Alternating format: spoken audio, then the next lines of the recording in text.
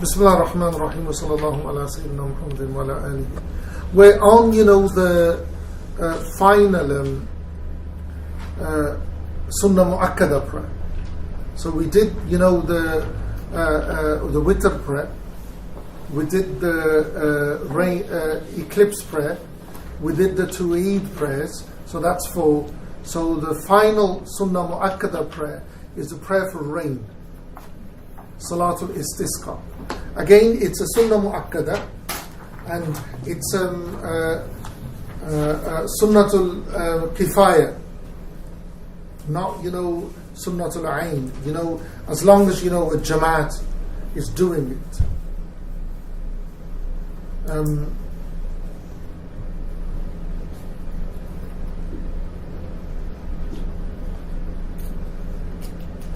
The last time I heard that it was prayed in the West was with Hamza Yusuf.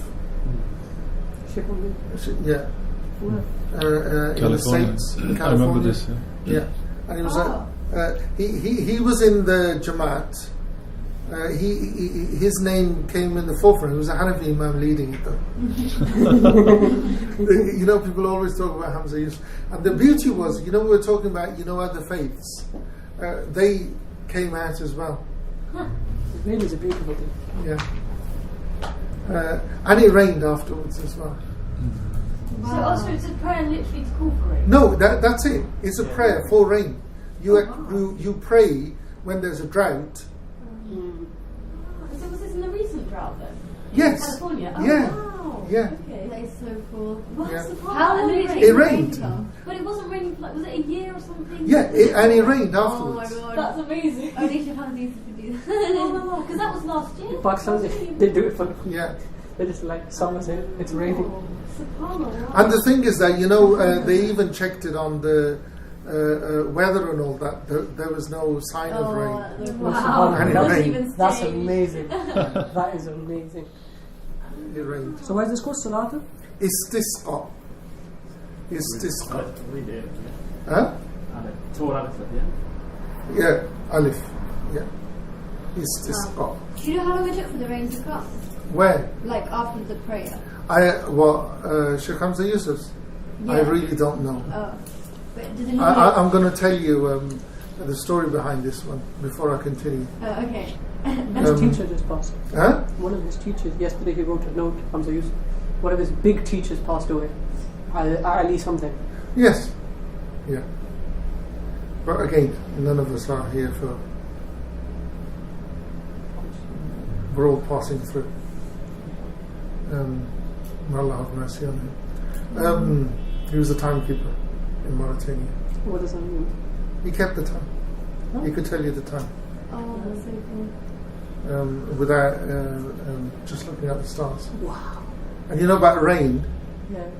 he could tell you it's going to rain tomorrow. Really? Yeah. Better than the BBC. No, seriously. He would tell you. And Hamza Yusuf wrote this. He says that, and it rained the next. He said tomorrow's going to rain, and there was no sign of rain. And then it rained, and Hamza Yusuf asked him. He says, "Adi, it's witnessed. They know the laws. That this shadow, this, it's going to rain, and it rains." They're so skilled. But they're more in tune with the surroundings. As well. Surroundings, Exactly. they know. And he says it's nothing, it's something natural. Yeah. Unlike us, isn't we rely on them. Trained intuition. There's with the Prophet sallallahu alaihi wasallam, he I'm just thinking, yes, this prayer, seeking for rain, and the person of the Prophet sallallahu alaihi wasallam, there's a big connection from his childhood till even his time in Medina. When he was a young boy, this is before he was 10 or something like that, there was a massive drought in Medina, in Mecca, and the Quraysh went to all their different gods. They, everything that they needed to do, they did. It didn't rain. Then, because Abu Talib was, the head of the Quraysh, the Meccans came to him and says, look, you're the head, sort something out. Do something. So you know what he did? He called for his nephew, Muhammad sallallahu alaihi wasallam. He took him by the finger. Muhammad sallallahu alaihi wasallam held his finger, and he took him to the Kaaba. And they both put their backs to the wall. And then Sayyidina Abu Talib asked the Prophet sallallahu alaihi wasallam, raise your face to the heavens. And literally, the clouds rushed and he poured down. That Salatul Nabi Allahumma salli salatun kamila. It's yastasqa al-ghamamu biwajhika al-kareem. Abu Talib wrote this verse, وَيَسْتَسْقَ الْغَمَامُ بِخَدَّ الْيَتَامِ.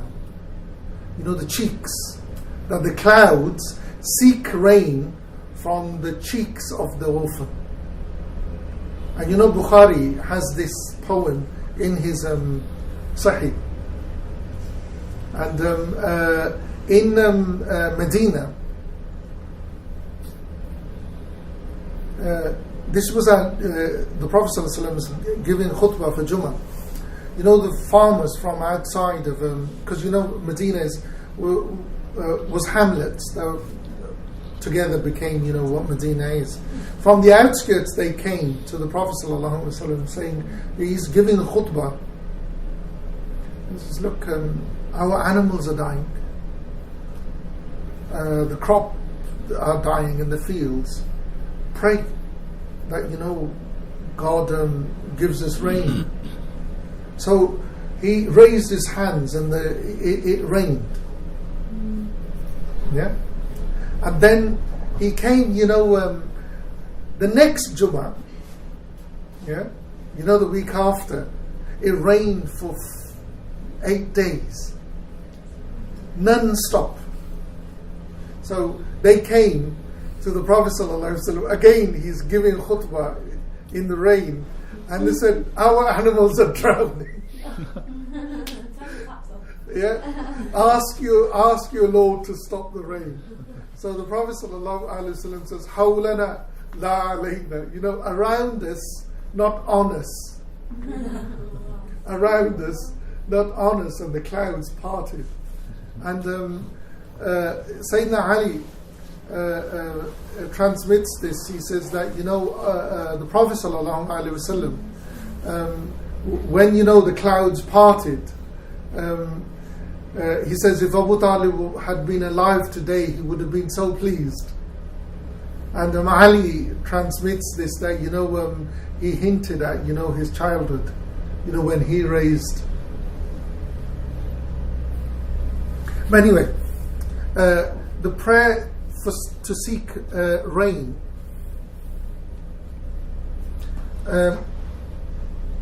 is a prayer, when there's intense drought.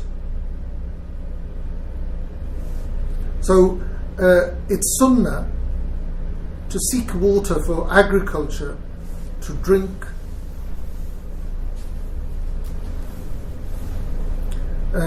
and seek rain.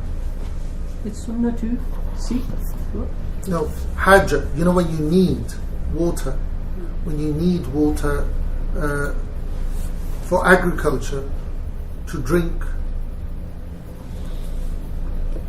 or you want it to rain.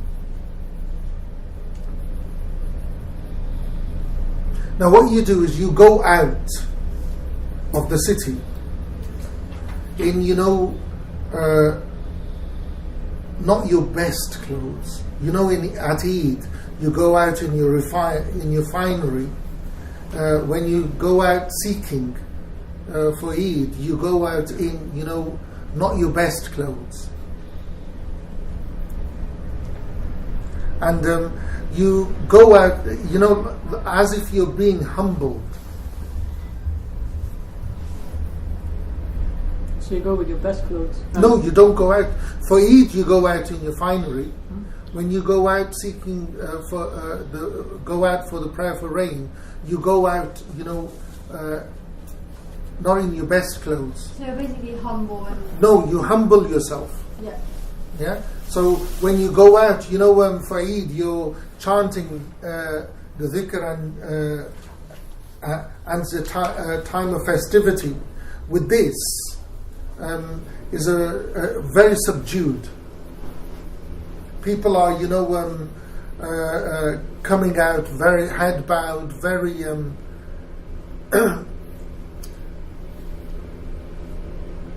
what's the word? Is it fair to say penitent?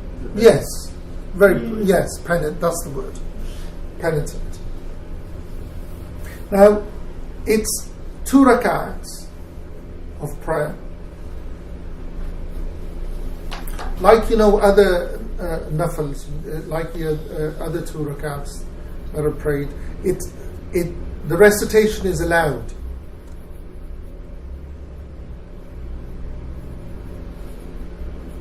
There is a khutbah after, like Eid, two khutbahs.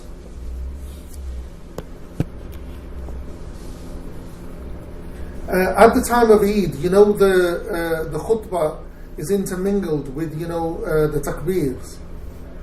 But this khutbah is intermingled with istighfar. So you're seeking forgiveness.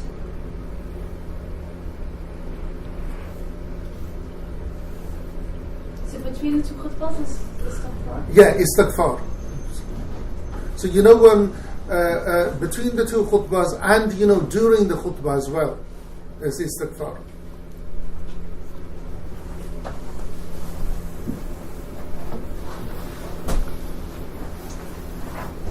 So when we're on the Salatul Istisqa, the prayer for rain, 2 rak'ats, 2 khutbahs, and there's seeking forgiveness in between the 2 khutbahs. It's intermingled.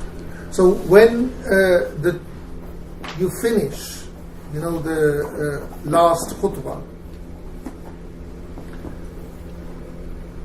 the khutbah is not said on the minbar. It's said standing. For Eid and for Jummah, the khatib sits and stands on the minbar, on the pulpit. Here he is on the floor, on the ground. So when he finishes the final khutbah, he turns towards the Qibla, and his mantle, his burda, he turns it inside out. So when he finishes the final khutbah, he turns his mantle inside? No, he turns to the Qibla. Yeah. So, it's that. Does he have to be wearing a mantle? Yeah, they always wear a mantle. They're always, the Moroccans wear the barnoos, but do they call it the baya? The Saudis have it. The thing that they have on top. Oh, yeah. Yeah, that is actually the mantle. They've just sewn it. Yeah? So there, they take it off and turn it inside out. Yeah, and put it back on. Why do they put it inside out? Huh? Why do they turn it inside out? What do you do what does repentance mean? Literally turn. Oh. It's a physical turning. They're turning to God. Turn over a new leaf. Huh? Turn over a new leaf. Turn over a new leaf. Interesting, yeah. Yeah. So, and the people that would be, behind, it's the men, not the women. The men will, turn their mantle in the sitting position. The Imam will do it from the standing position, but they will do it from the sitting position. And then, the Imam will make the supplication for rain. After all of that, Yeah. then make the supplication. Then make the supplication for rain. And the people, behind, they will say Amin.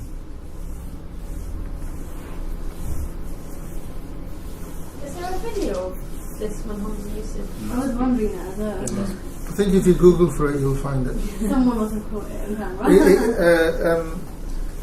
He didn't do it. The Imam led it, but he was in the order. He's okay. Yeah. Now, 3 days before this prayer is prayed, there's 3 days of fasting, of sadaqah, and of putting things right. That's 3 days of fasting ending with prayer. Ending with the prayer. So 3 days prior to the prayer. So I'm assuming the person who leads the prayer would have fasted before that. Everyone does it. Oh, so everyone. Everyone fasts. That They give. explains how it's They about- they give sadaqah. Whatever you've wronged, Yeah. you put right. Mhm.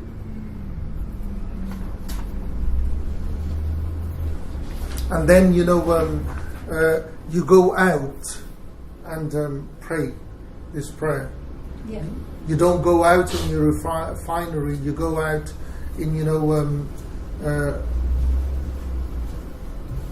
old clothes, saying istighfar, humbled. You're literally humbling yourself in front of God, saying, "Look, whatever we've done wrong, we've tried our best to put it right.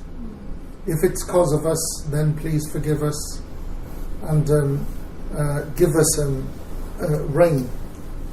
There is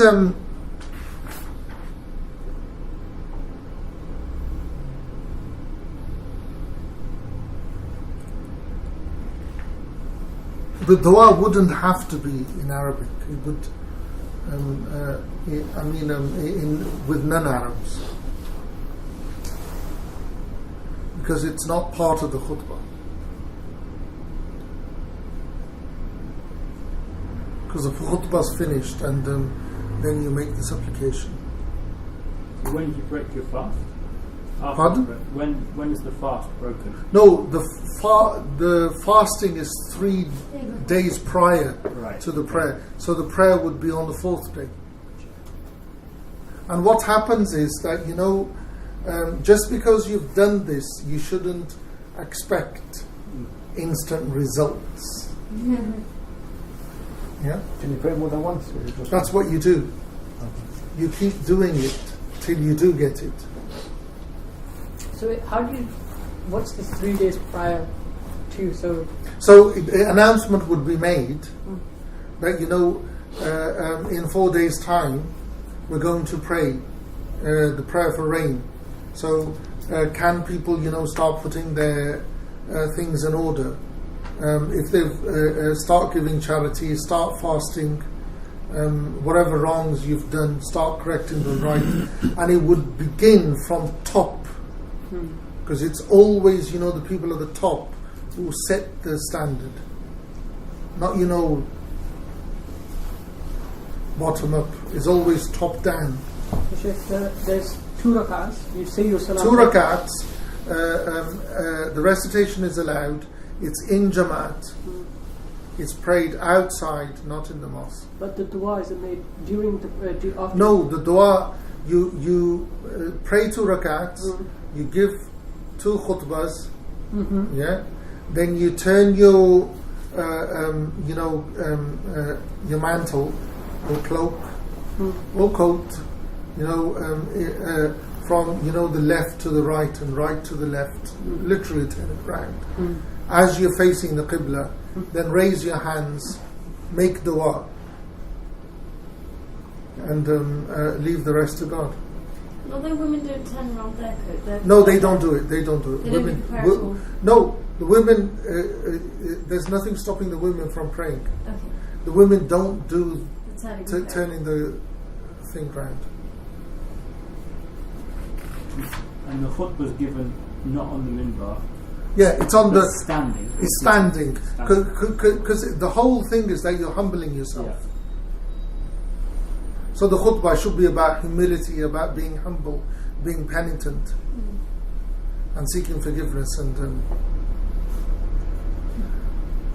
are there any questions about this or any of the other Sunnah Mu'akkada? Because we've done, the 5 Sunnah Mu'akkada prayers. One question regarding this: is the dua very specific for the rain? Do we find it, as in the Maliki Madhab, do you have a specific dua that was used?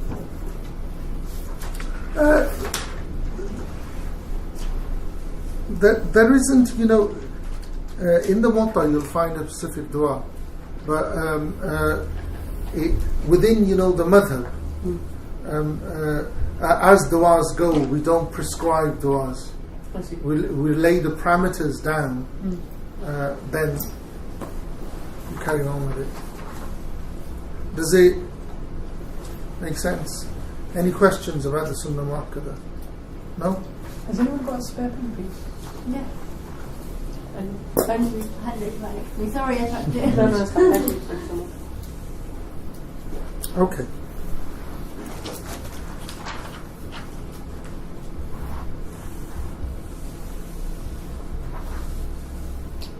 So before we move away, the order of the Sunnah Mu'akkada is the witr, then the 2 Eids, then the eclipse prayer, then the prayer for rain. Yeah? And that order is quite interesting because the eclipse will come more often than the drought.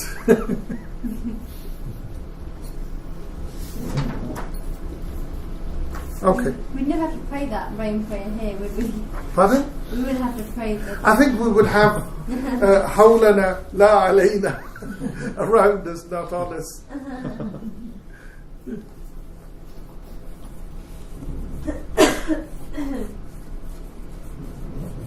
Okay. We move on to, the next part of the verses that we began this morning. The 2 rak'ats of Fajr, the Raghiba.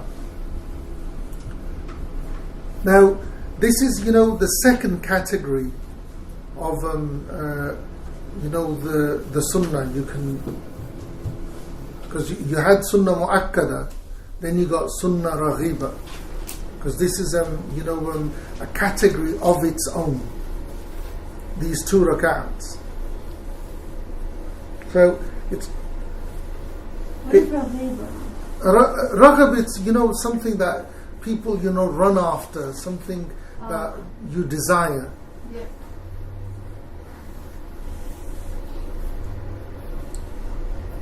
And why it has its own category is what the Prophet ﷺ said about these 2 rak'ats. That the 2 rak'ats of Fajr, the khayru min ad-dunya wa ma fiha, that they are better than everything that's in the world.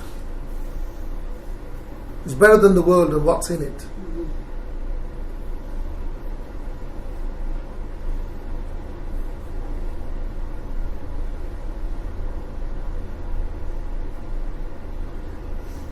Yeah.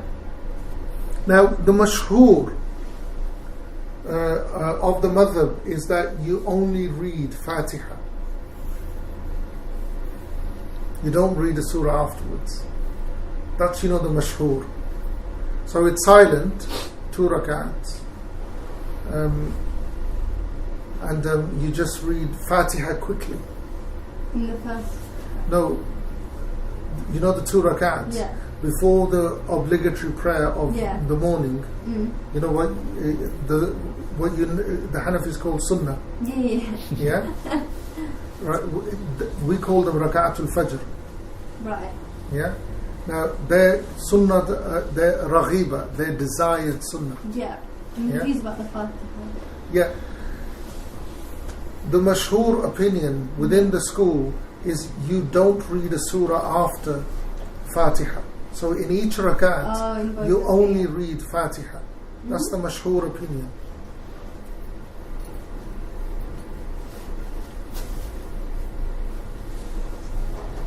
But it is a sunnah. Pardon? It is considered a sunnah. Sunnah raghiba Okay. is something you run after. Like people run after the dunya. So one category was Sunnah Mu'akkada. Sunnah mu'akkada. No. This is just these 2 rakats have their own category. Oh, so this is a completely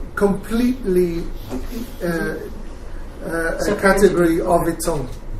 Yeah, raghiba, that you run after it, you never leave it. And why is because what the Prophet ﷺ said about it. Yeah. The mashhur position is that you just read Fatiha. The secondary position is you read, Kafirun in the first rakat and Qul Huwallahu Ahad in the second rakat.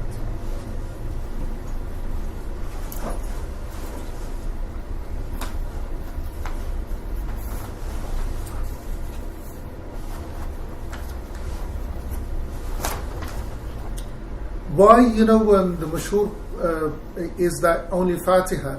Because Sayyidah Aisha radiallahu ta'ala anha reports that, I used to even doubt if the Prophet sallallahu alaihi wasallam recited Fatiha in it. It was quick. So it was so quick. Oh. Because the Prophet sallallahu alaihi wasallam used to read it so quickly. So the Prophet never actually told us what he did. No, that's what Aisha radiallahu ta'ala anha is saying. Okay. That she used to think, did he read Fatiha in it or not? Why was it so quick? Pardon? Why was it so quick? Because Sayyidina Bilal used to say, I'm going to go and say the adhan. Because the practice of the first community was the whole community, not just the Prophet ﷺ. They would be up for tahajjud. Right. Yeah. So Sayyidina Bilal would come and say Fajr. So the Prophet ﷺ would pray his 1 rakat, shaf and witr. Right. Yeah. Yeah. By the time he began the adhan, yeah. By the time he got to say the adhan, he would have finished the shaf and witr. So he would do his give the adhan. By the time he came back, the Prophet ﷺ would have finished his Fajr, 2 rakats, really quickly. Because Sayyidina Bilal just used to stand on the wall. There wasn't no minaret or anything.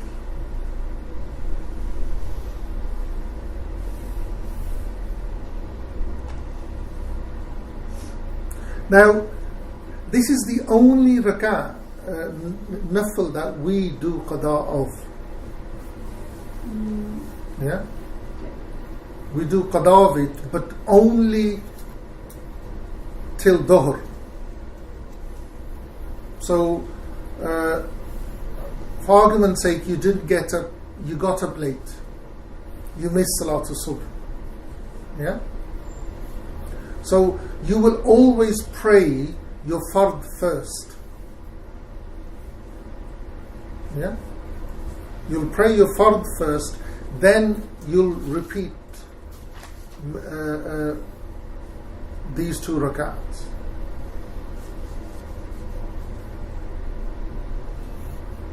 But if you get up after Dhuhr, you only pray Salatul Subh. You don't pray the 2 rak'ats. Sorry. Okay. Make it up. You make it up before Dhuhr of that day. Right. If you get up after Dhuhr, you make up the morning prayer, the dawn prayer, not this prayer. Yeah?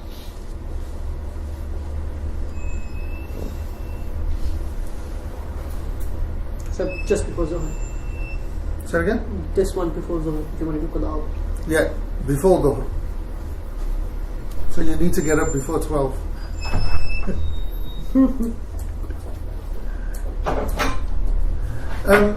In practice, if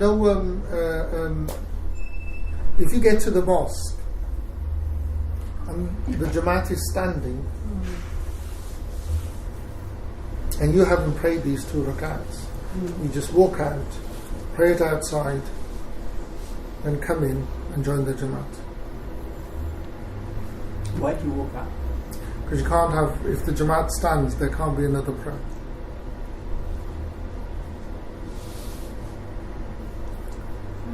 But you only do that if you know that you won't miss the Jamaat. Yeah.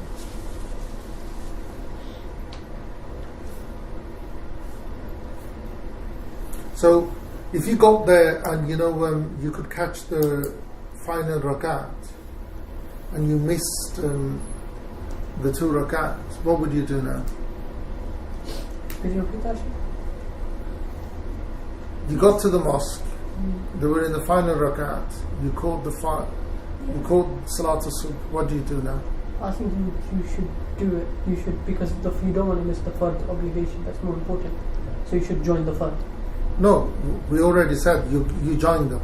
And then you make it up after the time comes in. Yes. You'd still make it up. It's better to make it up. Still make it up. Make it up. After, the time for nafil becomes halal. Oh, so you can't do it straight after you done. No, don't do it straight after. Because after Salat al-Subh there's no prayer. Okay. After Salat al-Subh there's no prayer. Sometimes you might worry about forgetting to make it up. So If you forget to make it up, it's one of those things. Yeah. Okay. It's gone. right. So for us, after you can't do the qada right after Salat al-Subh. No, because after Fard prayer there's no prayer. Unless it's Sajda Sahw. And also, Sajda of Tilawah. we don't have that nafil thing that Hanafis have. What? That they do 2 nafils, I think, afterwards. I think. After what? Fajr, I think. No?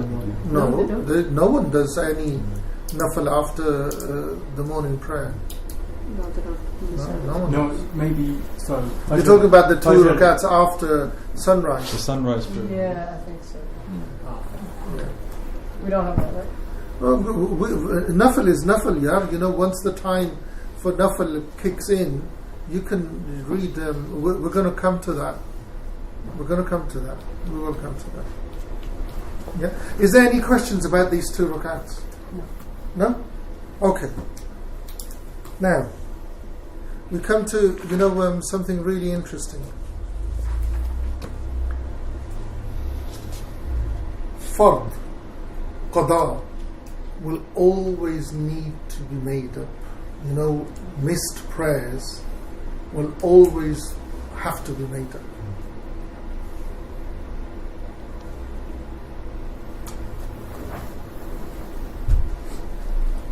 How would you measure the one that you've missed? Okay. Yeah. You look at if you don't know how many years you've missed, yeah. So what you would do is look at what the cutoff point is of being pubescent, yeah, which would be 18. So 18 meaning when 19 kicks in. Yeah? So when you were 19, calculate from then onwards. Unless you knew you. Unless you know how many years. Well. Or you've got a rough. Yeah. You might know that you reached puberty before that time. If you know definitely, if you know definitely when you become pubescent, then you would have to become then. If you don't know, yeah? You don't know definitely. You don't know when. Around about 19. 14, 15. Yeah, if you don't know, 19. Right. But then if you completely lost track because... No, that's what we're talking about. Okay, you have to go back. You go back when it would become an obligation. So, In the very beginning. From 19. Yeah. From 19. So for example, in my case, Yeah. I used to pray, but not all 5 of them. How Yeah. So I just make up all 5. What you do is, what you've got to understand is, this whole thing of making up missed prayers. Yeah? It's, when you do something wrong, you've got to, is it contrition? What's the word? Reparation, maybe? No, not reparation. When you really, you got to show remorse. Yeah? Repercussion? Huh? Repercussions? No, not that word. Anyway, what you've got to show is that you've done wrong. and you accept you have done wrong. Because you know, a wrong's been done, you accept the wrong that has been done. Yeah. Now, what are you going to do about it? Yeah, because that's the understanding. Because the understanding is, I've done wrong. Yeah, I accept what I did was wrong. Now, what I'm going to do is try to put that wrong right. Yeah, that's what you're doing. So what you do is you calculate to the best of your ability. Yeah. So if you know that I've missed 10 years or 5 years, yeah, because I know I know of someone who made up a whole decade of prayer. They made it up because it's that relationship that you built with God. Because you know what yes, what I did in the past was wrong, but now I'm going to start putting it right. But how would you make up for that? Right, so what you do is you begin by praying 5, you make up 5 prayers daily. Right. That's it.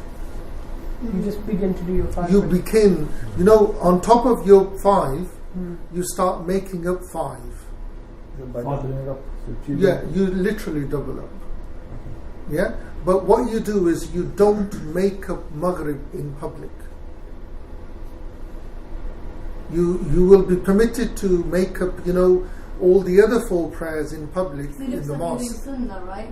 No, yeah, people will think they do. Yeah, okay. But for Cover it. Maghrib, people will know. So you do not make Maghrib up in public. Oh, I see. Interesting. Okay. Keep in mind, the thing. It's amazing how our scholars were. Yes, really. Not Yeah, exposing your sins. you're not, because it's between you and your Lord. Subhanallah. Yeah. So Maghrib you make up at home, and because you've got those prayers to make up, you will not be permitted to pray any nafil. Yeah, apart from the 2 rakats of Fajr and the Witr, Including at Shafa. including Shaf. So I was talking to my mum about this Ramadan, about going to Tarawih prayer. We're going to come to that. And I was talking about making up, and I was saying I need to make up prayers and I can't go. And Yeah. she was like, but it's Ramadan and it comes once a year. Yeah. So No, that would take place. your thinking was right. Okay, right. You were on the right track. And is 5 prayers per day? Because the text here seems to say you make 5 days up. 5 days worth of prayers per day. Have I misread that, or is maybe a difference in opinion? This is this The text. translation. Yeah, I've got that as well. The brown one, yeah? Right, الزوال والفرض يقضى أبدا بالتوالي, in order. It doesn't say 5. Or does it say 5? What does it It say? seems. Sorry, I can't find. Maybe the it. translation is. No, I'm telling you. What I know and what is generally understood is that you are not under obligation to make them up straight away, because God does not put a burden upon you that you cannot bear. Yeah. So what will happen is you will make up 5 daily prayers. This is the practice, because what you've got is you've got to make them up. You've got to start from somewhere. Yeah. 5 days. 5 days praying a day is too much burden that you're putting on someone. 5 daily prayers with the 5 daily prayers is easy. If you've got the ability to do more, then fine, do it. But what will happen is that rather than praying other nafil, you will do this first. Because the witr is akid, is stressed, you don't miss that. And there's a desire behind the 2 rakats, you don't miss those. So the sunnahs and the ones that you just mentioned. No sunnah. You're not permitted anything other than witr. and the 2 rakats of Fajr. Yeah, just The Raghiba. Yeah, The Raghiba. just those. So apart from that, you can't do. No, if you want, you make up your prayers. So if you make up your prayers, then those you don't have to do. No, that's all you're doing. Till you make up your missed prayers, you won't be allowed any nothing. I was told a while ago, and now I realise I think this is a Hanbali opinion. The idea of I was talking to someone about this at the time. I didn't really know much about it, and they were saying, "Oh no, it's okay. You can just ask for forgiveness because when you weren't praying, you went to say a kufr, and now you come into faith. Yeah. So all your sins are forgiven. Because also when you come into Islam, all that kind of stuff, your sins are gone." So I was like, "Oh, awesome!" And then I found out about this. So that doesn't count, obviously, because you can't pick and choose. The thing is, you see, the Hanbali opinion. Alhamdulillah, it's a Hanbali opinion. What you've got to understand is our understanding is no different. Yeah. What we're saying is you're seeking forgiveness. Yeah. Yeah. So the thing that is ishtiraq between all of us, agreed and we share with all the madhabs, is that we all say that we seek forgiveness from God. Yeah. Right now, all of us agree that when forgiveness has conditions. Yeah. Yeah, the condition of forgiveness is you stop doing the wrong. That's the first. Second is you show remorse. Yeah. Third is you put right what you've done wrong. Oh yeah. Do you understand? Yeah. So we're actually putting into effect what forgiveness is. Yeah. I see that. Mm-hmm. Yeah, and the thing is, it doesn't matter if you left them on purpose, by forgetfulness, or out of ignorance. It doesn't matter. What you do is you start. And Sheikh, if you've not done it for many years, Doesn't matter. then your sunnahs wouldn't count. No, forget about sunnah. Because you know what you are going to, when you stand in front of God, He's going to ask you about your obligatory prayers, not about your sunnah. Yeah? So what you do is you start putting your forgiveness into action. Yeah, your repentance into action. Yeah? And the point that needs to be kept in mind is that, the prayers, if you know that you missed on a journey, if they were, shortened, then those will be made up shortened. The prayers that are said aloud, will be said aloud. The prayers that are said silently will be said silently. So there's no difference in the prayers that you normally pray and those pray. My advice would be that, after Fatiha, use the shortest surah.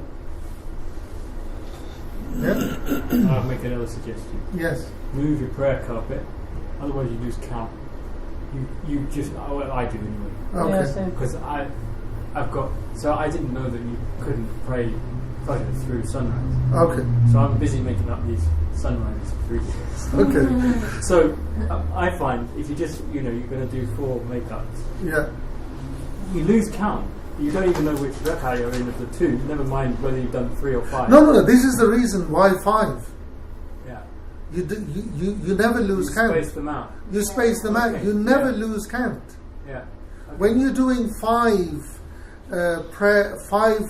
you're making up 5 days of prayers in one day. Yeah. Your mind is going to go by the way you describe. No, Okay. Alhamdulillah. because what you've got to understand is, again, it's you're putting your repentance into action. Yeah. Rarely will you find that someone actually makes up all his prayers. Yeah. Rarely. Really. Yeah. But the thing is that you show contrition. That's the word I was looking for. Contrition. Yeah. You show it, and it's shown by action. Yeah. And keep in mind, that story of that the Prophet ﷺ told about, what was it? The man from previous community would kill 99. And then he killed 100? Yeah. Yeah? And he's caught mid-distance. Yes. That one, Yeah. But what did God do? Pulled it towards the good people. The only reason is because he moved. He showed it by action. Yeah? Because he moved from where bad was. He never got to where the good was, but he moved. Died halfway. So what did God? He ordered the angels pull his body towards, the good people. So when they measured it, it was closer to the other. And that's what you're doing. You're actually showing, I recognize what I've done is wrong. I see. You know the people who say that you say Astaghfirullah Azim and everything is wiped out. Alhamdulillah, you say Astaghfirullah Azim, everything is wiped out. But you're going to be brought to account. You know the rule of thumb that the Maliki jurists have, and I love this one. If you remember it, it'll serve you for the rest of your life. It's so simple. You know, if you can convince yourself of, the argument, if you can't convince yourself, then that argument doesn't stand. Because you can't convince yourself. You can talk yourself into things. No, you can't. Really? No, seriously, you can't. No. Because, even if you do, back of your mind, it'll always be there. Okay, I get you. Then you have a war with your Yeah. nafs Yeah. for the rest of your life. Right? Now, if you can convince yourself that that is right, then that is right. If you can convince yourself, it's an argument that you can put in front of God. Right, I see. But if you can't convince yourself, how's that argument going to stand in front of God? Now, if you are convinced that just saying Astaghfirullah Azim is going to wipe away everything else, alhamdulillah, when you turn to God and you ask Him for forgiveness, He forgives. Yeah? Now, put it into action. It's like... Put it into action. Put your forgiveness, your repentance into action. Yeah? Because, like that man who killed 100 people and ended up in paradise, you're showing, yes, I did wrong, but I was trying to put it right. In the process, you died. You got an argument now. I said Astaghfirullah Azim, I'm not convinced of it. Is there any questions about, making a prayer? What's the loudest? What's the quietest you can do a loud prayer? Oh, I can ask something like that as well. Okay. You can hear yourself. And that stage whisper would be good. Or have you got to actually voice it? No, it has to voice. Your lips have to move. The lips, yeah. But Lips have to move. No. Like It needs to be heard. Okay. Needs to be the loud. The minimum is it needs to be needs to be heard. Thank you. Yeah, but again, Fatiha limited to the shortest surahs. And again, what you would do is, for the tashahhud, you would limit it to the minimum. So the minimum would be you get to Ashhadu la ilaha illallah, Ashhadu anna Muhammadan Abdullah wa Rasuluh, Assalamu alaikum. Done. Okay, we're done on this? Yeah? Okay. We move on to now Nafl.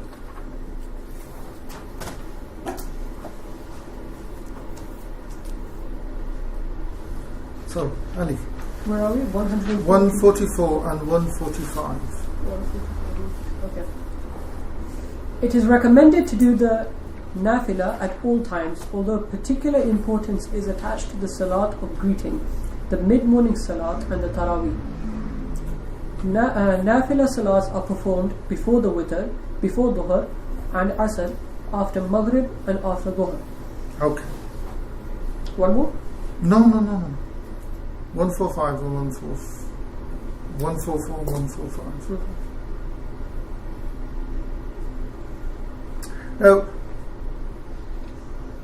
here, Sidi Ibn Ashir is saying that, the nafil there are stressed nafil. Recommended prayers, they're recommended. But from those nafil, there are certain nafils that are stressed. Yeah? So, of the stressed nafil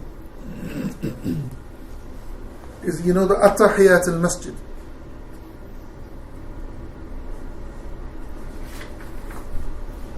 Yeah? Greeting the mosque. Now, there are, as long as the times are not makruh or haram. Yes. So I was under the impression that those times you just couldn't pray a prayer that had no name, so you could just pray for if it was, so if you missed, I don't know, Yeah. you missed that. You missed a prayer that had a name. You could pray at that time because you were praying a certain prayer. No, the prayers that you have to make up, your fard, obligatory prayers, there is no time that is haram or makruh for them. None at all. Doesn't matter if the sun is rising or if the sun is setting. Yeah? As long as it's not on Jummah when the Imam is sitting giving the khutbah. Yeah? But if you're making up prayers, there isn't any time which is not the right time. Or all time is good time to make up prayers. Yeah? But for greeting the mosque, the makruh times for nafil are, after you've prayed Salatul Subh until after the sun has reached your eye length. Yeah? And then after you've prayed Asr until you've prayed Maghrib. So in that sense, you go to mosque and you sit down. Yeah, you will sit down and say, if you say 4 times Subhanallah walhamdulillah wa la ilaha illallah wallahu akbar, that will suffice. 4 times Subhanallah walhamdulillah wa la ilaha illallah wallahu akbar. So you can make up prayers at any time? Anytime. Oh wow. Okay. There's no time. If it's a fard prayer that you need to make up, there is no time which is a bad time. As long as you're not missing a present prayer of that day, which is really takes priority. And once it's begun, it's a fard full stop. So Yeah. if your mum calls you, it's a fard. No. If it's a nafil, it's a different story. If it's a nafil, if your mum calls, you say Assalamu alaikum and says yes, mum. Yeah. Okay. So from Salatul Subh till after eye length, sunrise after eye length, after Salatul Asr till you've prayed Maghrib. Those are the makruh times for nafil. The haram times is when the Imam is sitting, on the minbar to give the khutbah. Yeah? You won't read the At-Tahiyat al-Masjid in these 3 times.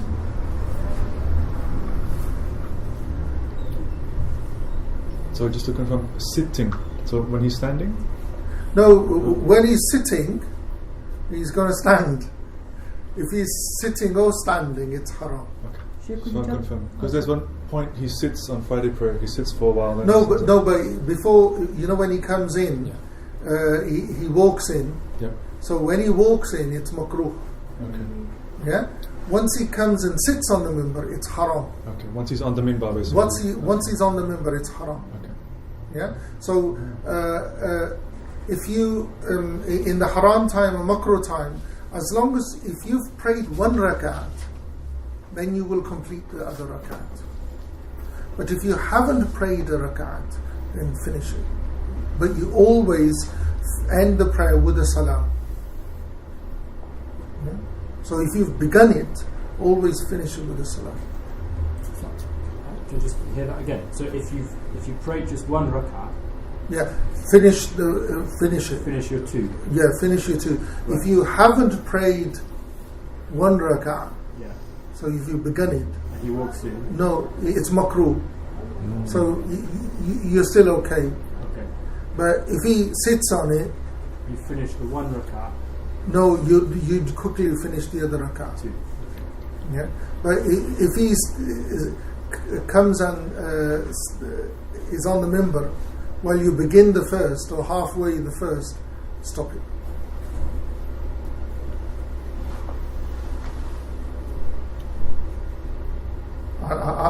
I've confused myself now. Yeah, if he walks in, yeah, he's walking in. Now it's the makruh time. Makruh so time. I'm not going to begin anything. No, if you've already begun it, Yeah. finish it, complete Both. it. Yeah, complete it. Even if he sits in the meantime, No, complete it quickly. quickly before he sits. Yeah, or as he's sitting. Right. Yeah, but if you're in the one rakat and he sits, finish it. Finish it. Assalamu alaikum. And you break your prayer. Break it. After one rakat. Yeah, break it. Don't carry on. Because the thing is that once he sits on the minbar, Wow. it becomes the prohibition has entered. Sheikh, what did you mention about makruh?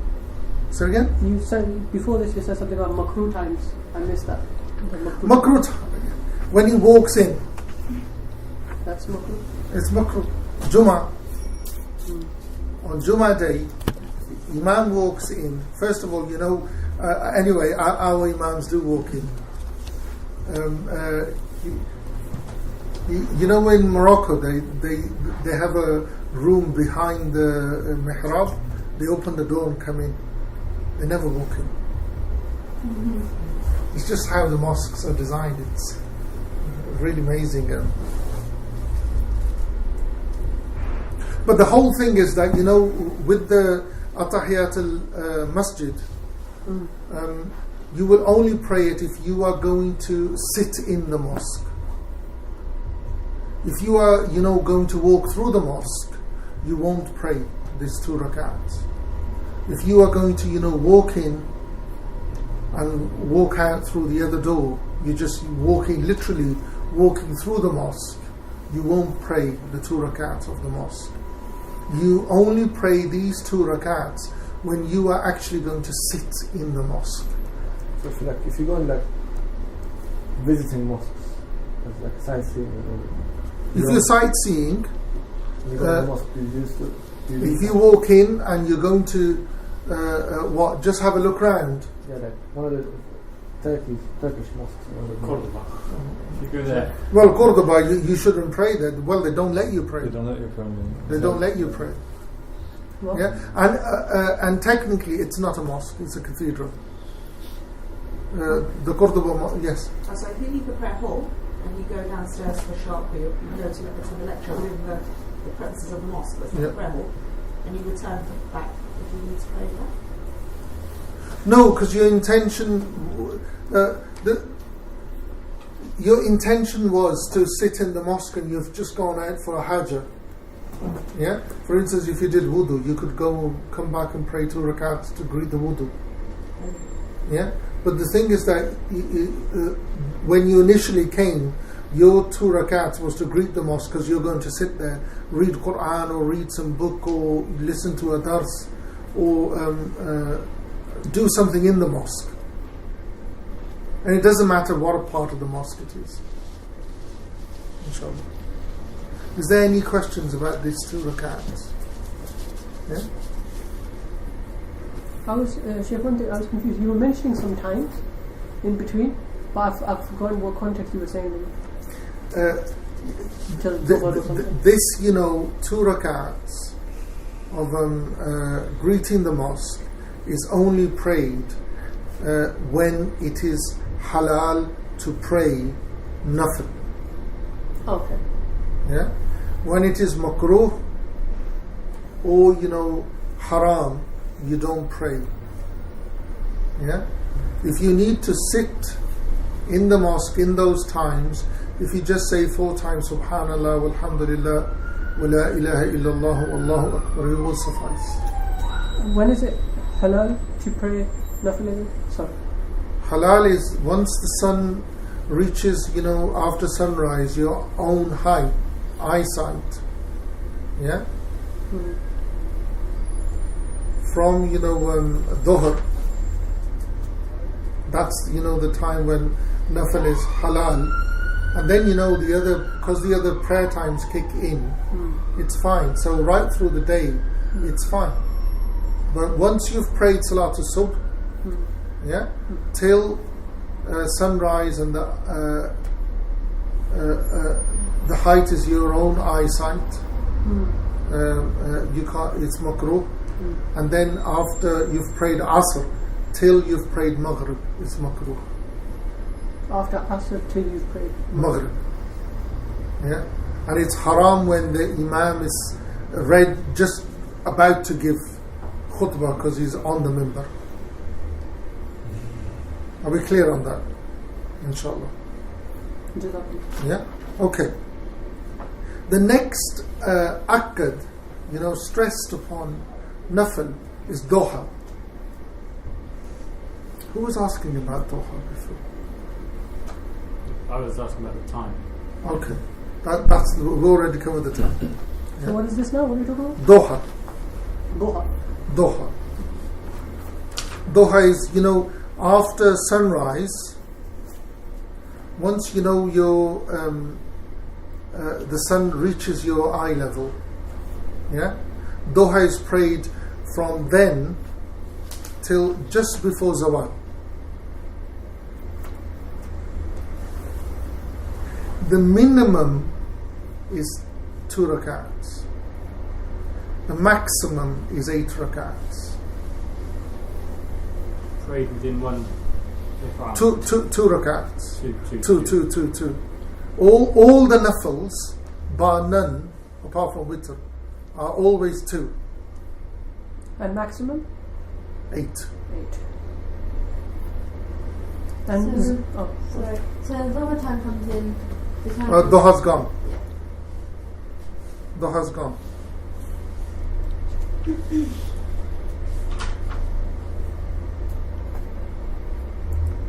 Zawal is just before Dhuhr. No, Zawal is when Dhuhr begins. Not when Dhuhr happens. So those are different things. When Dhuhr begins. No, when Zawal begins, Dhuhr begins. So it has to be before Zawal. Yeah. I see. Okay. Has to be before Zawal. Okay. These two, this prayer of Duha, there's a reason why it's stressed upon. It's something that, the first community, before the prayer was made an obligation, this was a prayer that they never missed. Oh yeah, you told us last time. Yeah. Duha. Dhuhr, yeah. It used to be fard, didn't it? No, it was never a fard. But why did they do it all the time? Just No, because no prayer was an obligation. Because the prayer becomes an obligation 2 or 3 years before Hijrah.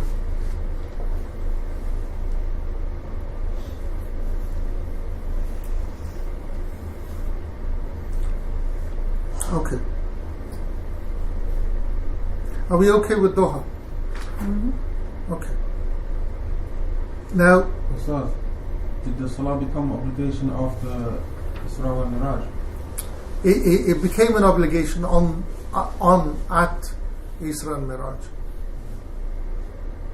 But the community and the Prophet ﷺ were praying long before that. And Duha is one of those that was prayed before.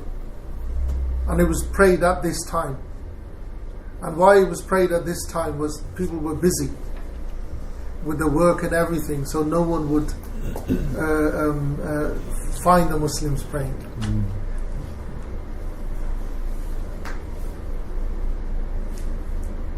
Okay, Taraweeh.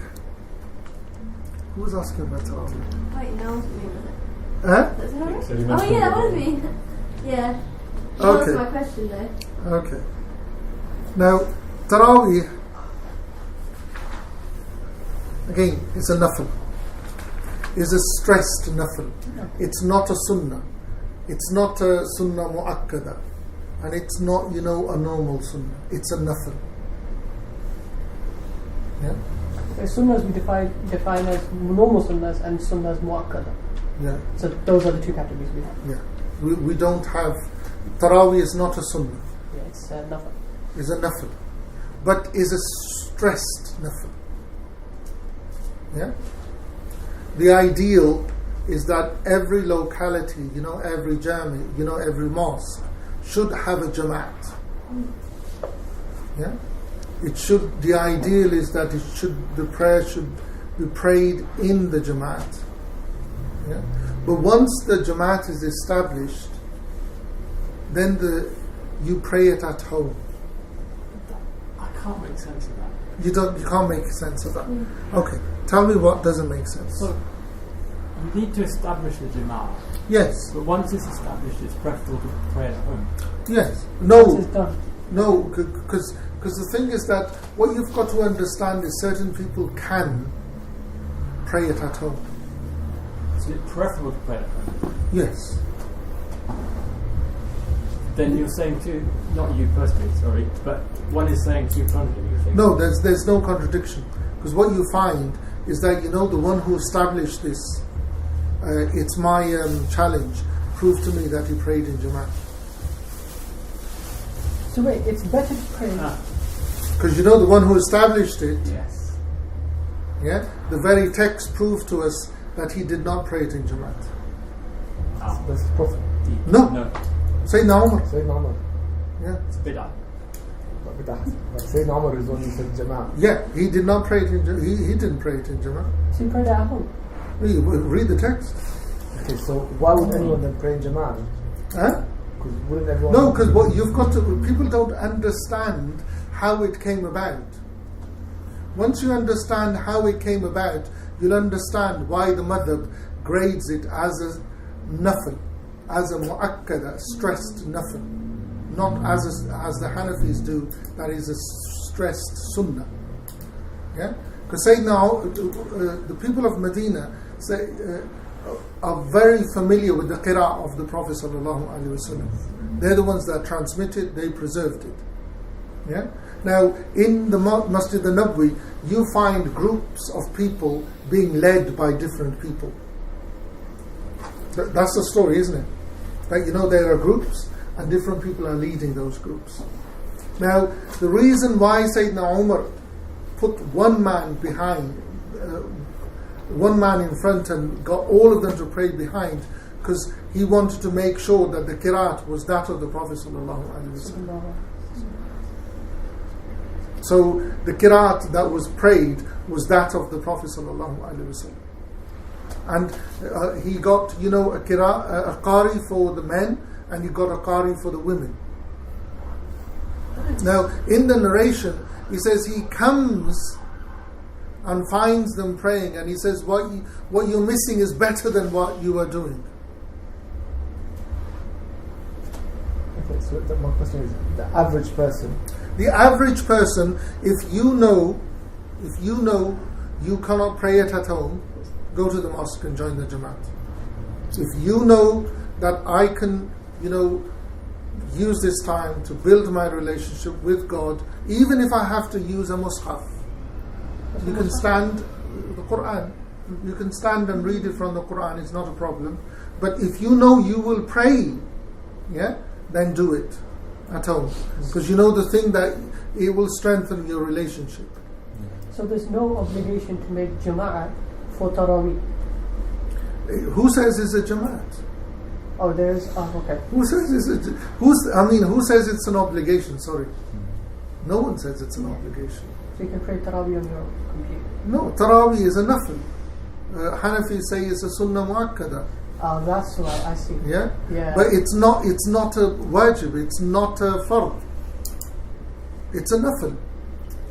What was the practice of the Prophet? The practice of the Prophet, for 3 days he led it, never led it again. Maybe that was to like teach them. No, but then didn't Abu Bakr know? Abu Bakr didn't establish it. Didn't Umar know? Umar established it in the latter days of his reign. I mean his khilafah.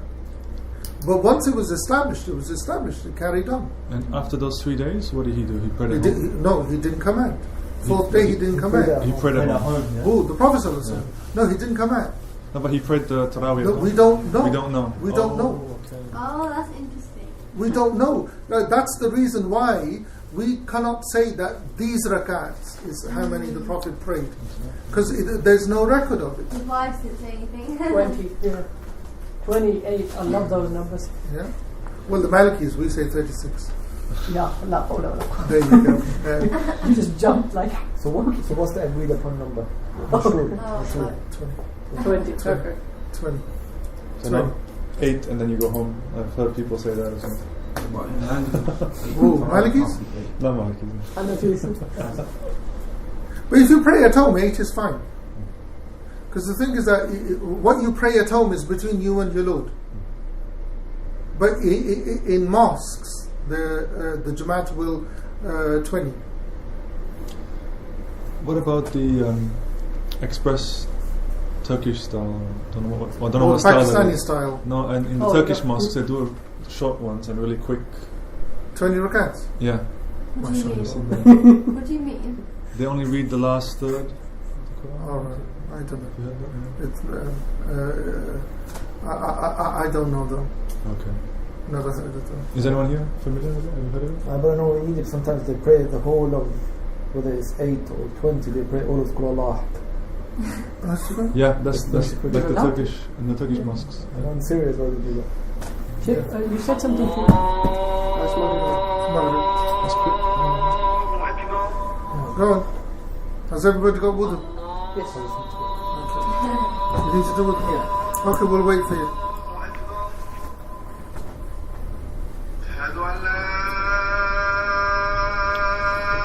That's interesting, huh?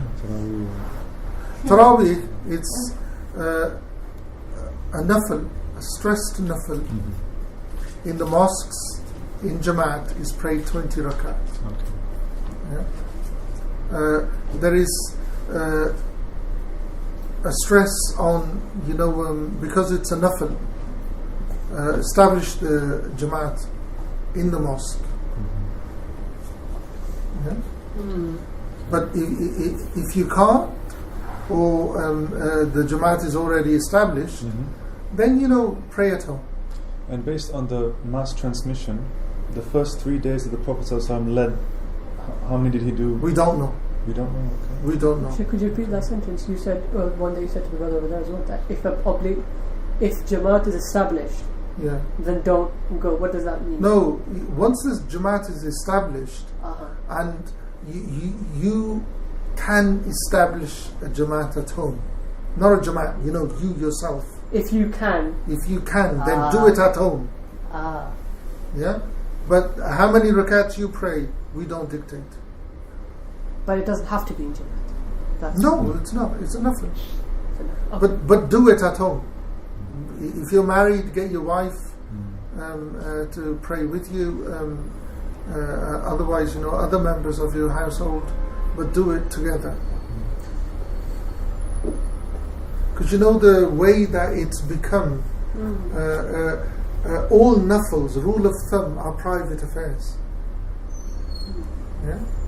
Because, even the Shia who are dead against Taraweeh, just because Sayyidina Umar established it. Okay. Didn't know that. Yeah. Even they, they say that you should pray 1,000 rakats in Ramadan. Wow. Open your phone. No. Where's your phone? You got a calculator? Yeah, sure. Okay. Divide 1,000 by 30. Okay, 1 second. So that's over 300. So 1,000 divided by 30 would give me 33.33. 33.3. So, yeah, So they'd round it up to 34. God. yeah. And the thing is that they're included in that, your naffals of your prayer as well. So if you take, the 13 rakats of your naffal out, you're left with what? What are you left? 20. Okay. Yeah? 30, was it 33? Yeah. Yeah? So 13, your naffal, Yeah. with your prayers, Yeah. you're left with 20 rakats. My dad once called me and he was watching TV. I thought it was Huda TV or something. He was crossing the channel. He's like, "Beta, ow." I was like, "What happened?" And he says he rewinded and he made me listen to the tafsir. It was a Shia scholar. And it was about the two rivers.